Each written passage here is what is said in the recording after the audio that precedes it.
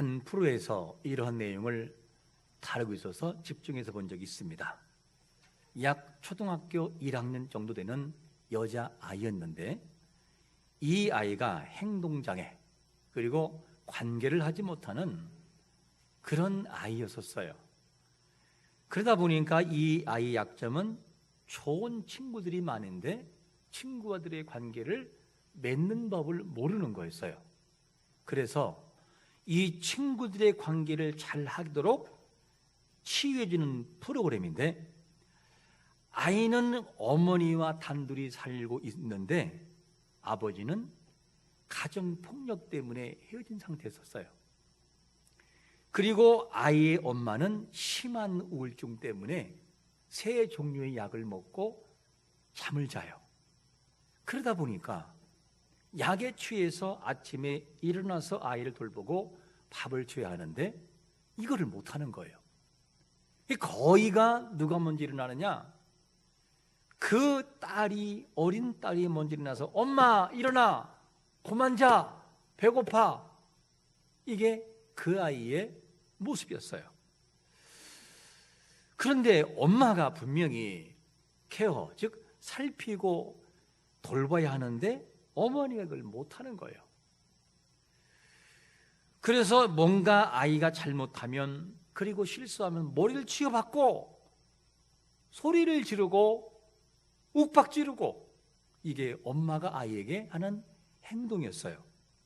분명히 치료는 출발은 아이를 치유하기 위한 목적이었어요. 그래서 이 상담가가 그 내용을 바라보면서 고개를 갸우뚱해요. 무슨 말일까? 아이에게만 문제가 있는 것이 아니라 어머니에게도 문제가 있구나. 이거를 발견하는 거죠. 그리고 이 상담가는 어머니에게 이런 질문을 해요. 어머니가 살아온 삶은 어떤 주제가 궁금하다. 좀 듣고 싶다. 그리고 어머니의 얘기를 들어요. 이때 이 침묵하던 엄마가 입을 떼기 시작하는데 이렇게 시작이 돼요. 저는 초등학교 3학년 때 정도까지 학교를 다니다가 집안이 너무 어려워서 납땜하는 공장에 들어갔습니다. 그거 외에도 알바를 2개, 3개 더해서 돈을 버는 돈이 얼마냐? 약 10만 원이 조금 넘는 돈이었습니다. 그런데 이 돈을 벌어오면 아버지는 담배값 한다, 술값 한다, 노름한다. 그래서 다 뺏어간다는 거예요. 그리고 이 아버지는 엄마에게 폭언을 하고 폭력을 행하고 그에게 물었어요. 가정은 어떻게 생각하냐? 가정이 뭐라고 생각하냐? 지옥이 생각나는데 가정 생각하면 이렇게 이 어머니는 자랐어요. 어린 시절에 꼭 받아야 될 그 부분을 뛰어넘고 지나가 버린 거였어요. 그러니까 이 아이의 엄마는 아이를 사랑하고 싶어도 사랑하는 방법을 모르는 거예요. 왜? 경험하지 못했기 때문에. 사람에는 2 종류가 있어요. 너무너무 어렵기 때문에 나는 절대 이렇게 안 살아. 그리고 강해지는 사람하고 보강되는 사람이 있는가 하면 2번째 사람은 너무 어려웠기 때문에 그 삶을 그대로 배워서 다음 세대로 물려주고 답습하는 사람이 있어요. 이 어머니는 후자였어요. 사랑을 받지 못했기 때문에 사랑하지 못하는 엄마. 이것이 그 어머니의 모습이었어요. 이런 엄마를 향해서 이 어린 아이가 끝날 때 이런 말을 해요. 내가 엄마를 보호할 거야. 내가 엄마 곁에 있어. 그러면서 딸이 엄마를 보호하겠다. 이런 말을 던져요. 그러니까 아이에게 있어서 거친 행동은 어떤 것이었느냐? 자신이 강해야 엄마를 보호할 수 있다. 내가 약해지면 엄마를 못 보호해.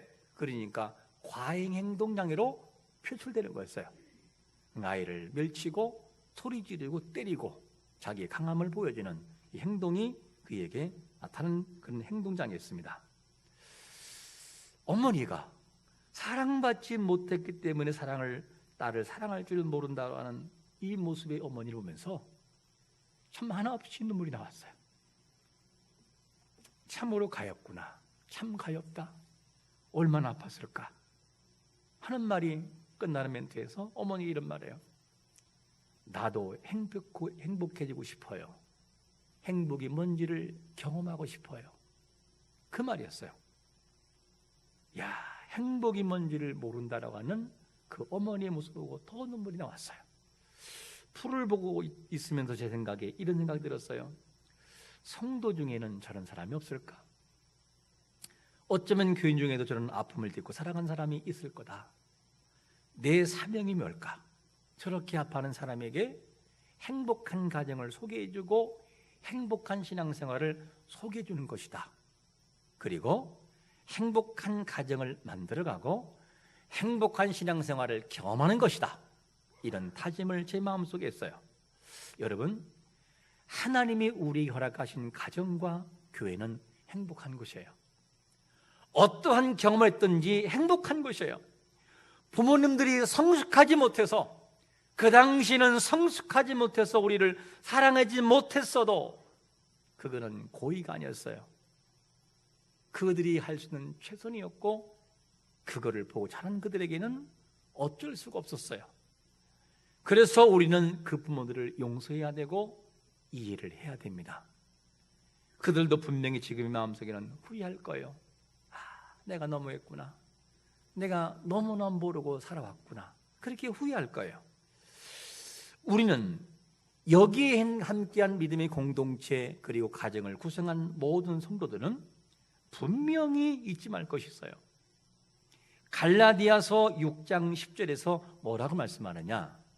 그러므로 우리는 기회에 있는 대로 모든 이에게 착한 일을 하되 더욱 믿음의 가정들에게 할지니라. 할렐루야. 우리의 가정에 믿음의 사람의 본을 보이고 믿음의 공동체 안에서 우리의 사랑을 보여주면 그들이 좋은 것을 배우게 될 것입니다. 이게 지체의식이에요. 그래서 오늘 본문에도 하나님의 사랑을 받은 성도들이라고 한다면, 믿음의 공동체라고 한다면 은혜 속에 항상 거하면서 성숙해 가야 되는데, 근데 오늘 본문에 보니까 그렇지 못한 사람들이 있어요. 특별히 믿음의 공동체 안에서 화평함과 거룩함을 이루지 못하며 살아가는 사람도 있었어요. 이런 사람들을 보면서 오늘 본문은 뭐라고 말씀하고 있냐면, 첫 번째로 이렇게 말합니다. 주를 보지 못하리라. 어떤 사람이 화평과 거룩함을 이루지 못하는 사람, 따르지 못한 사람은 주의 은혜를 절대 볼 수 없다, 이 얘기를 하고 있는 거죠. 14절에 보니까 모든 사람과 더불어 화평함과 거룩함을 따르라. 이것이 없이는 아무도 주를 보지 못하리라.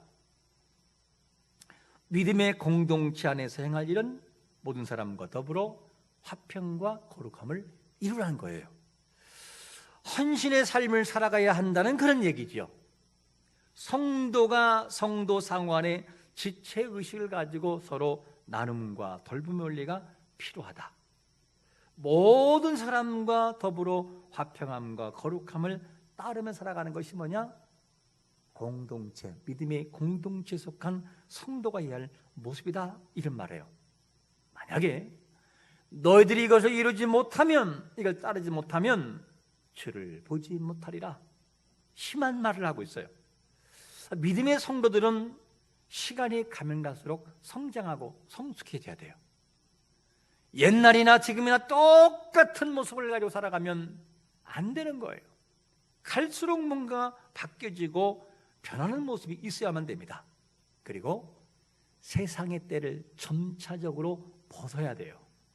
말하는 것들, 행동하는 것들, 얼굴의 표정도 옛날과 바뀌어야 돼요. 오랜만에 동네에 가면 왜 이렇게 얼굴이 밝고 천사 같아, 이렇게 말이 매일은 아니어도 한두 번은 들어야 돼요. 그게 뭐냐면 정상이라는 거죠. 왜? 화평함과 거룩함을 쫓는 성도이기 때문에 그렇게 바뀌어져야만 돼요. 그래서 이런 모습으로 살아갈 때 하나님의 사랑을 느끼고 깊은 사랑을 경험하게 되는 거죠. 자, 그러면 힘들다고 이런 걸 경험하지 못할까? 아니에요. 아무리 힘들어도 진짜 믿음을 가지고 성숙하면 화평함과 거룩함을 경험하게 돼요. 예를 하나 들어볼까요? 사도행전 7장 이하를 보면 스데반이라는 사람이 나와요. 이 스데반이 성령에 충만해서 대제사장들, 아주 고집세고 한 그들에게 복음을 제시하고 책망을 합니다. 그리고 유대인들에게 복음을 제시합니다. 그 복음이 뭐냐? 그들이 못 박은 예수 그리스도, 그분이 진정한 메시아였다 하는 것을 증언하니까 그들의 마음에 막 찔리기 시작을 해요. 그래도 스데반은 더 강력하게 진 거예요. 너희들이 선자를 죽였고 의인 되시는 주님을 죽였다. 바로 너희들이 죄인들이다. 회개된다. 이렇게 강력하게 증거하니까 그 다음부터 태도가 바뀌어요. 누가? 백성들이 이를 갈기 시작을 해요. 그리고 뭘 들어요? 돌을 들고 죽이려고 하는 찰나에 이런 상황이 와요. 돌을 드는 모습을 스데반이 몰랐을까요? 알고 있어요. 곧 죽는다고 하는 것도 알고 있어요. 이게 스데반이었어요. 그런데 이런 것을 알면서도 스데반의 태도는 전혀 변하지 않고 그의 얼굴은 이렇게 우리에게 소개해야 합니다. 우리 한번 같이 사도행전 7장 55절과 56절을 읽어봅니다. 시작. 스데반이 성령에 충만하여 하늘을 우러러 주목하여 하나님의 영광과 및 예수께서 하나님 우편에 서신 것을 보고 말하되 보라 하늘이 열리고 인자가 하나님 우편에 서신 것을 보노라 한대. 이 내용을 보면 스데반의 태도는 어떤 환경이라든가 이것 때문에 전혀 변하지 않고 도리어 더 빛이 나요. 더 빛나서 하나님께서 우편에 계신 것과 주님이 그 우편에 서신 것을 바라보고 얼굴이 완전히 빛으로 변하기 시작을 해요. 돌로 쳐도 인상을 어떤 하나님을 부인하거나 나쁜 행동을 취하지 않아요. 이것이 뭐냐면 스데반의 모습이었어요. 치려고 하는 거 알아요. 죽는 거 알고 있어요.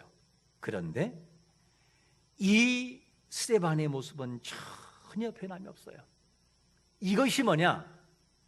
화평과 거룩함을 통해 주님의 은혜가 뭔지를 경험하는 사람의 한 부분이기도 해요. 여러분, 주님의 거룩하심과 화평을 쫓는 자들의 마음속에 스데반이 경험한 그 마음이 우리에게도 있어야 함을 믿으시기를 축원합니다. 그게 하나님의 사람들의 진정한 모습이라는 것이죠.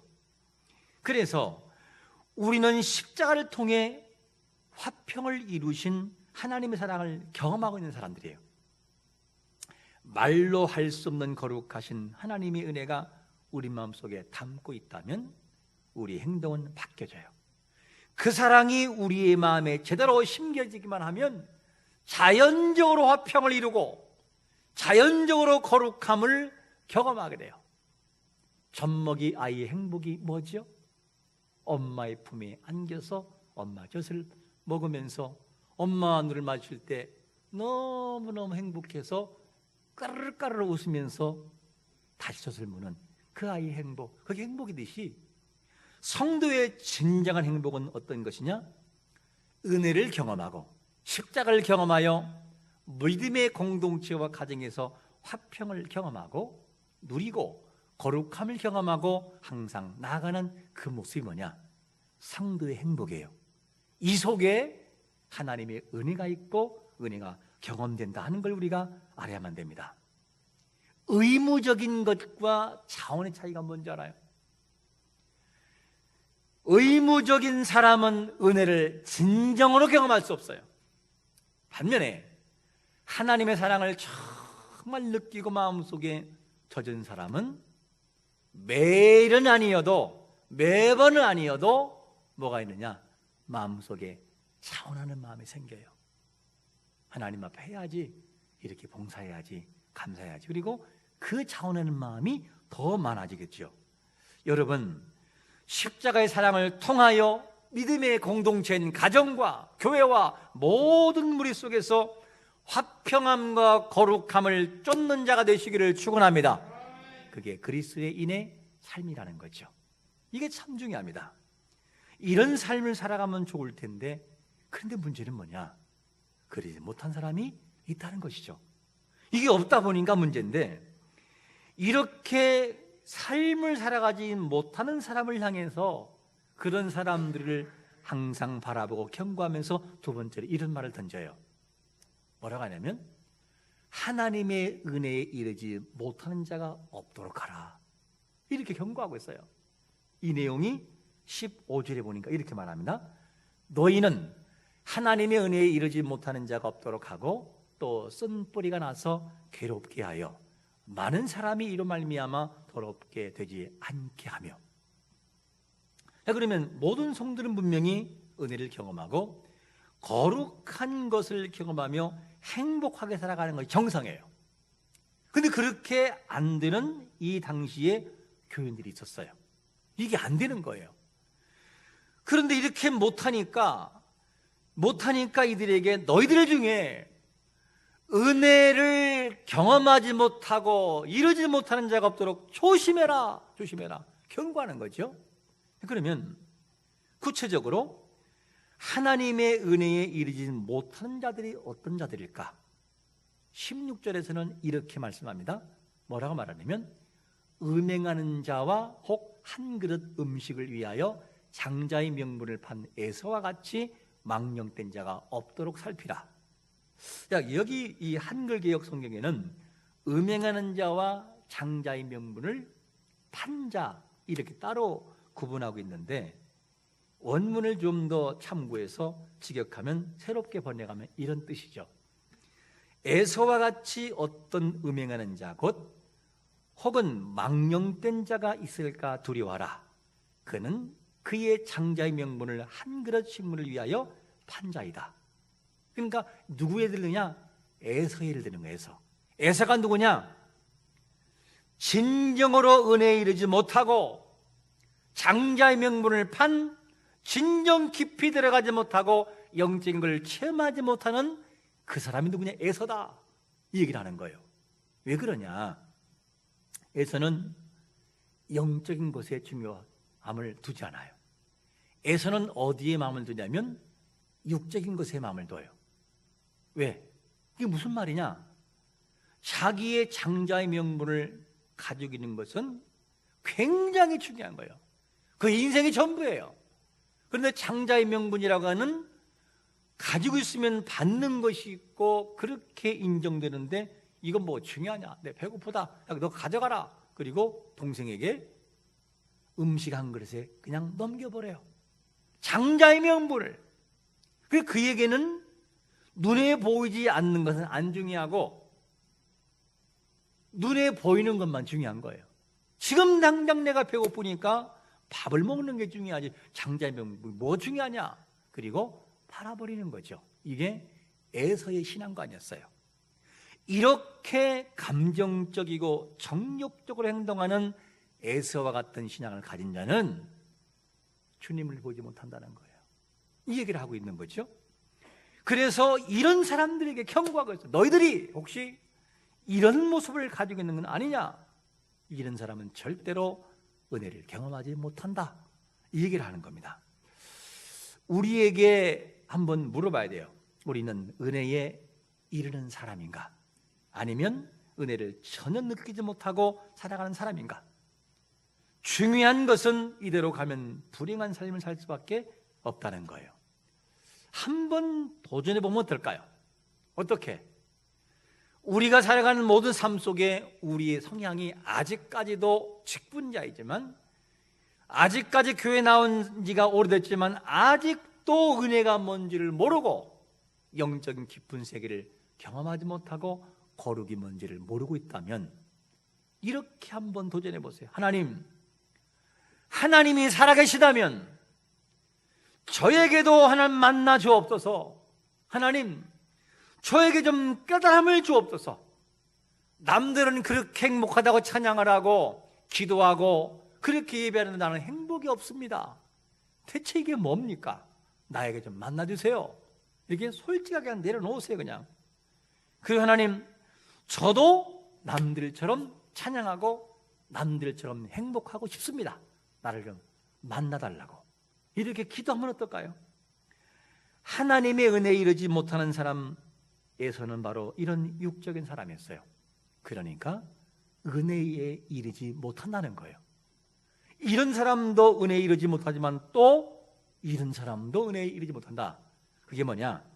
15절에 보니까 쓴 뿌리로 성장하지 못하는 사람이 있거나, 쓴 뿌리. 그러면 이 쓴 뿌리를 왜 여기서 이야기를 할까? 쓴 뿌리라고 하는 이 내용을 원문은 이런 뜻이 있어요.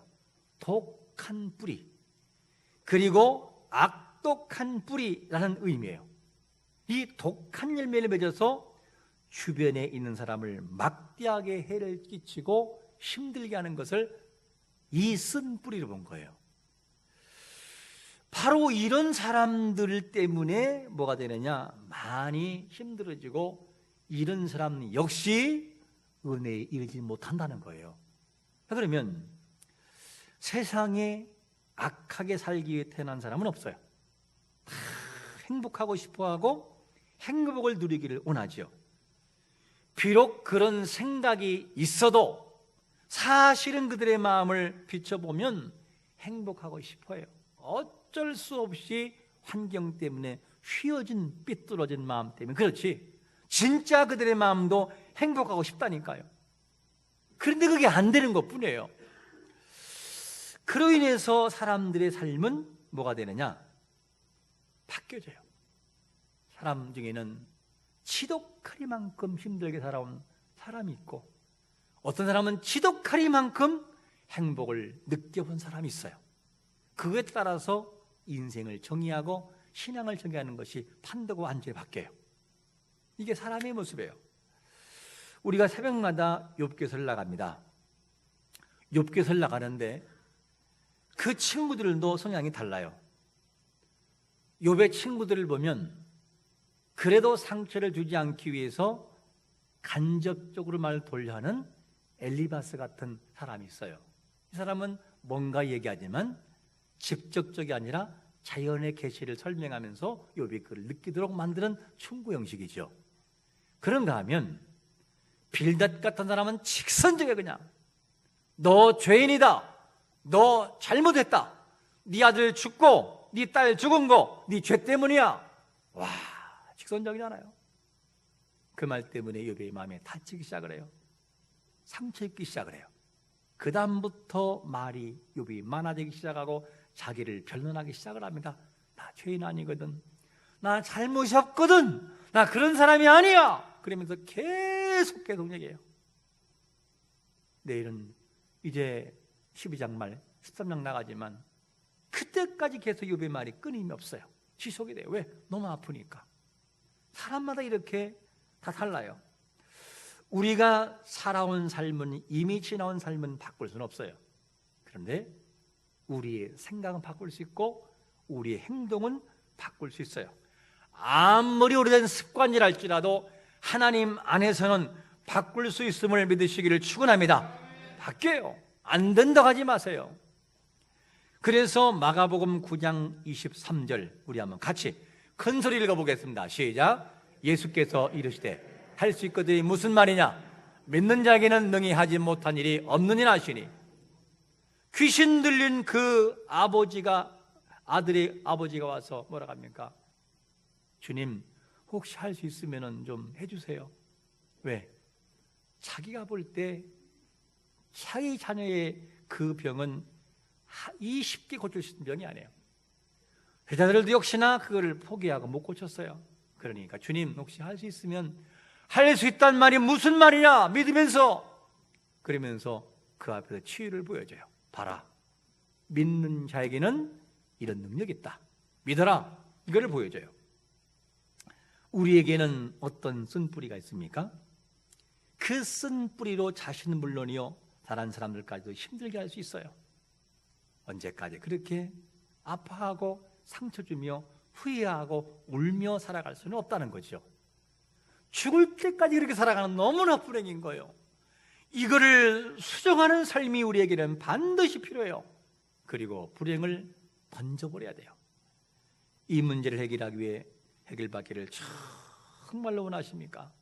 그리고 정말 그렇게 되기를 원한다면 하나님 앞에 자신을 진심으로 내려놔 보세요. 그리고 겸손하게 그분의 음성을 들어보세요. 그러면 하나님이 그때부터 일하실 거예요. 어떻게? 말씀을 듣는데 평소에는 귀에 안 들어왔으나 이상하게 말씀이 들어와요. 야, 그렇다. 느껴지고 찬양 속에 울컥하는 눈물이 흐르고 기도 속에 하나님 나를 만지시는 것 같은, 나를 도우시는 것 같은 재해석이 우리에게 임해요. 그때 여러분 감정을 숨기지 마세요. 그냥 말씀을 듣다가도 내 마음이 울리면 그냥 눈물 흘리세요. 그거 숨길 거 없어요. 기도하다가 내 마음을 하나님을 탁 건드리시면 그냥 우셔야 돼요. 하나님, 제가 이렇게 부족하다고, 하나님, 제가 이렇게 잘 살고 싶고 행복하고 싶은데 잘 안 된다고, 하나님 너무 힘들다고, 나를 좀 도와달라고 그분 앞에 이 문제를 맡겨 보야 돼요. 그러면 하나님이 그때부터 우리를 만져가실 거예요. 그리고 새로움을 경험할 것입니다. 능력의 사람은 처음부터 태어나는 것이 아니라 훈련을 통해 만들어져요. 우리가 심야기도 때 누굴 살폈냐면 엘리야라고 하는 사람을 살폈어요. 이 엘리야를 소개할 때 뭐라고 소개하느냐? 길르앗에 우거하는 자 중에 디셉 사람 엘리야. 보통의 경우는 성경에서 누구누구 제사장 둘째 아들 누가 이렇게 표현돼요. 왜? 가문이 딱 있기 때문에 가문. 근데 엘리야는 뭐라고 하냐면 그렇게 소개하잖아요. 그냥 엘리야는 디셉에 거하는, 엘리야는 길르앗 디셉 사람 엘리야, 시골 출신이라 그 말이에요. 다른 말로 말하면 촌떡이라 그 말이에요. 촌놈이라 이거예요. 이렇게 소개하고 있어요.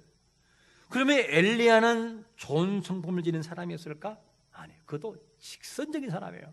그리고 다혈질적인 사람이에요.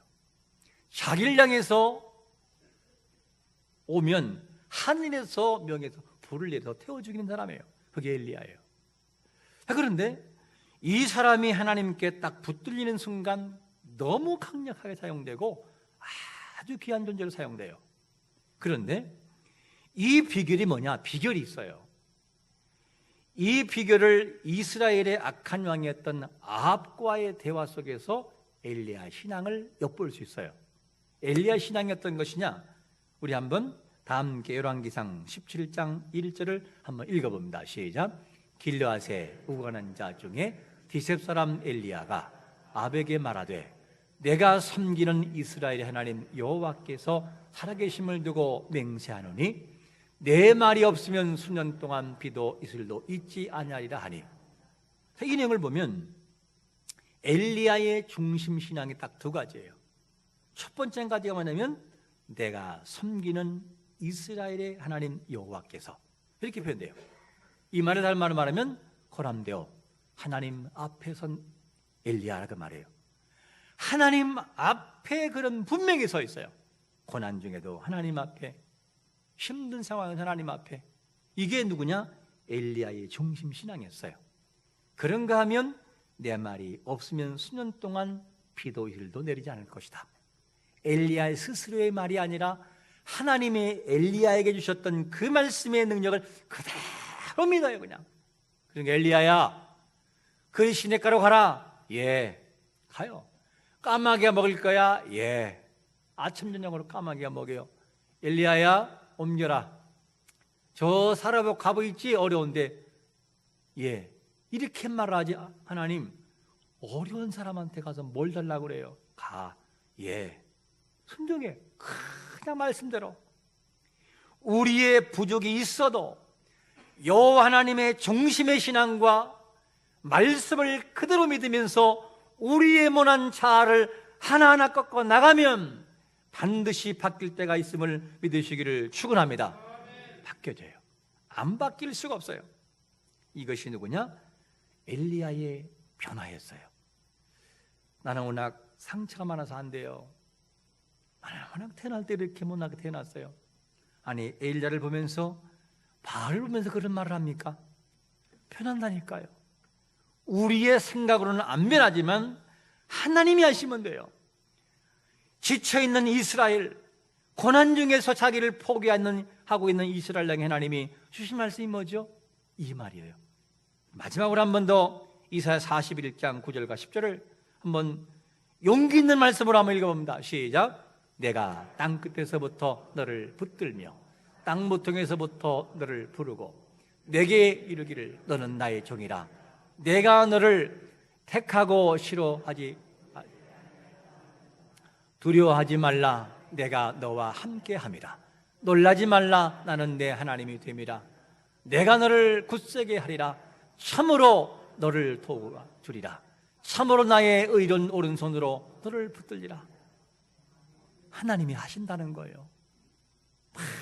지쳐서 도무지 희망해 보지 않는 이스라엘을 향해서 이스라엘아, 내가 도와준다니까.